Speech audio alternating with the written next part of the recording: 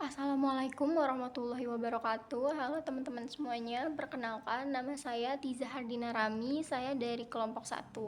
Jadi kali ini saya dan teman-teman yang lain akan membahas tentang kerjasama multilateral. Kita langsung masuk ke daftar isinya ya. Jadi bagian saya adalah sejarah kerjasama multilateral. Pertama-tama kita mesti tahu dulu apa itu multilateralisme. Jadi, multilateralisme dan sistem multilateral merupakan konsep yang saling berhubungan erat dalam kerangka kerjasama internasional. Jadi, antara multilateralisme dan sistem multilateral merupakan dua hal yang berbeda. Sistem multilateral adalah implementasi praktis dari multilateralisme yang diwujudkan oleh lembaga-lembaga seperti Perserikatan Bangsa-Bangsa dan berbagai lembaga lainnya. Sistem ini menekankan pentingnya proses pengambilan keputusan yang inklusif atau terbuka dan tanggung jawab bersama dalam menangani masalah-masalah internasional. Jadi kita masuk ke sejarah multilateral perdana. Bentuk modern multilateralisme mulai terbentuk dengan adanya Perjanjian Westphalia tahun 1648 yang mengakhiri Perang 80 tahun antara Spanyol dan Belanda serta fase Jerman yang ditandatangani di kota-kota Jerman, Munster dan Osnabrück secara luas dianggap sebagai asal mula sistem negara internasional modern. Pada abad ke-19, multilateralisme berkembang melalui berbagai tahap yang mencerminkan meningkatnya kompleksitas hubungan internasional. Awal abad ke-20 menyaksikan kemunculan formal multilateralisme ketika negara-negara yang terluka oleh kehancuran perang berusaha menghindari konflik lebih lanjut. Poin pentingnya ada di sini. Liga Bangsa-Bangsa yang didirikan 1920 setelah Perang Dunia I merupakan upaya signifikan atau upaya yang nyata pertama untuk melembagakan kerjasama ini. Meskipun gagal mencegah pecahnya Perang Dunia II, liga tersebut menyiapkan panggung bagi upaya-upaya di masa mendatang. Selanjutnya kita masuk ke aspek-aspek utama dari multilateralisme. Nah, ini berdasarkan filsafat oleh para ahli. Yang pertama ada pemecah masalah kolektif. Yang kedua ada kesetaraan dan inklusivitas, jadi keterbukaan, tanggung jawab bersama, tatanan internasional berbasis aturan, pembangunan berkelanjutan, dialog dan diplomasi, dan jangan tinggalkan siapapun yang terakhir. Assalamualaikum warahmatullahi wabarakatuh. Perkenalkan, nama saya Maulia Priyanti, saya dari kelompok 1. Kali ini saya akan menjelaskan dan menyebutkan contoh kerjasama multilateral. Yang pertama itu ada PBB atau Perserikatan Bangsa-Bangsa.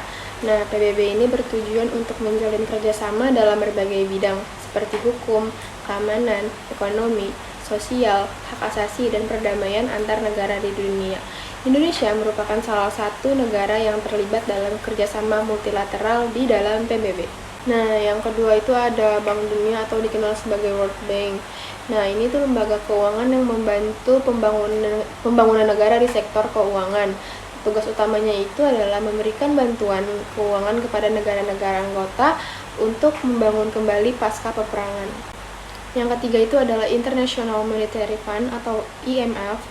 Kerjasama multilateral dalam IMF bertujuan untuk memperbaiki perekonomian global setelah peperangan dunia kedua, terutama dalam hal keuangan negara.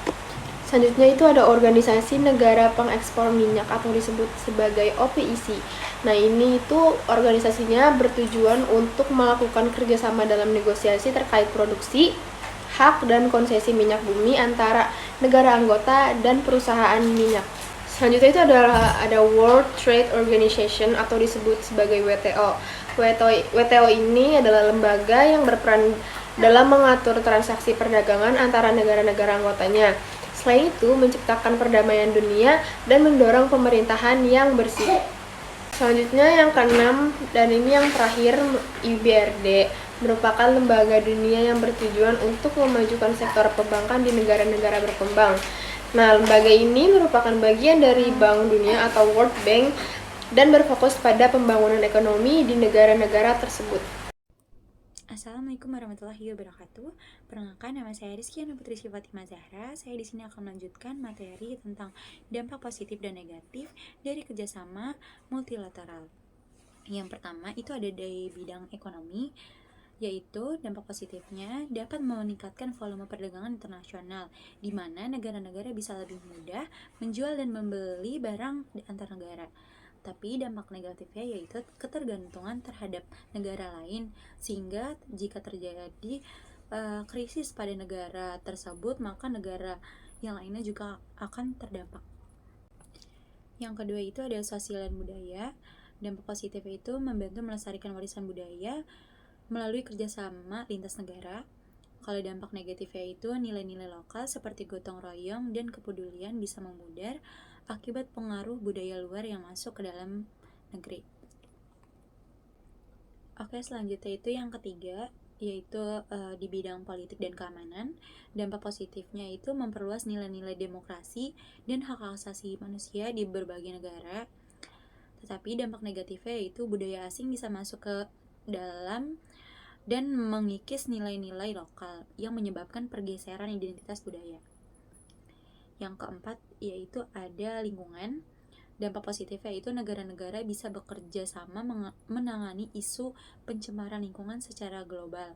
Kalau dampak negatifnya itu aktivitas seperti pengangkutan barang internasional bisa meningkatkan polusi.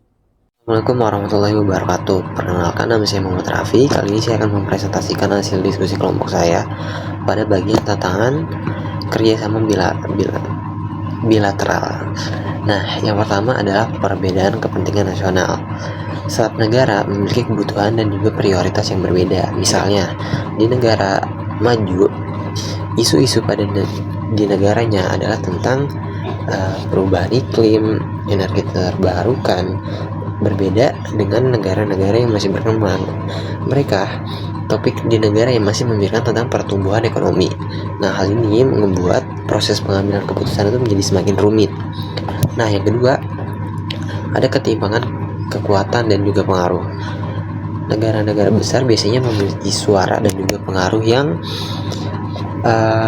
lebih kuat dibandingkan dengan negara-negara yang lemah, kecil, atau masih berkembang.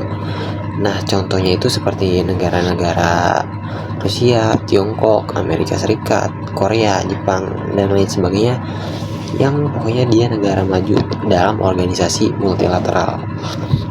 Nah, hal ini tuh bisa ngebuat negara kecil terkesan kurang dilibatkan atau bahkan diabaikan dalam proses pengambilan keputusannya juga. Nah, yang ketiga adalah konflik politik dan juga keamanan.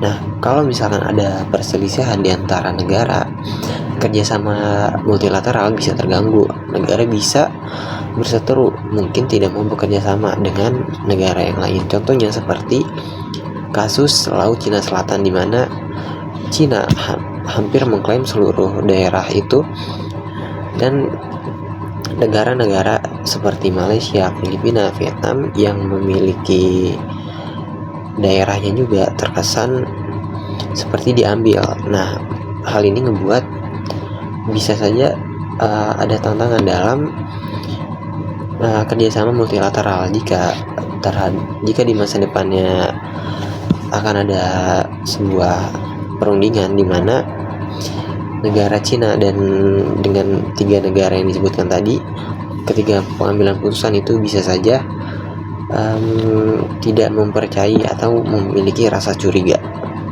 Nah, jadi tantangan-tantangan ini membuat kerjasama multilateral prosesnya jadi tidak selalu mudah. Oleh karena itu, tetap penting untuk menghadapi isu-isu global bersama. Sekian, terima kasih. Assalamualaikum warahmatullahi wabarakatuh. Nama saya Muhammad Andi Bahtiar dan saya akan menjelaskan kontribusi Indonesia dalam kerjasama multilateral. Yang pertama, aktif di ASEAN. Indonesia mengikut mendirikan ASEAN dan juga mendorong kerjasama kawasan yang damai dan stabil. Yang kedua, anggota organisasi dunia. Di PBB, Indonesia kirim pasukan perdamaian. Terus juga Indonesia satu-satunya negara ASEAN di G20, lalu aktif di WTO, WHO, ILO, dan lain-lain. Yang ketiga, peduli lingkungan.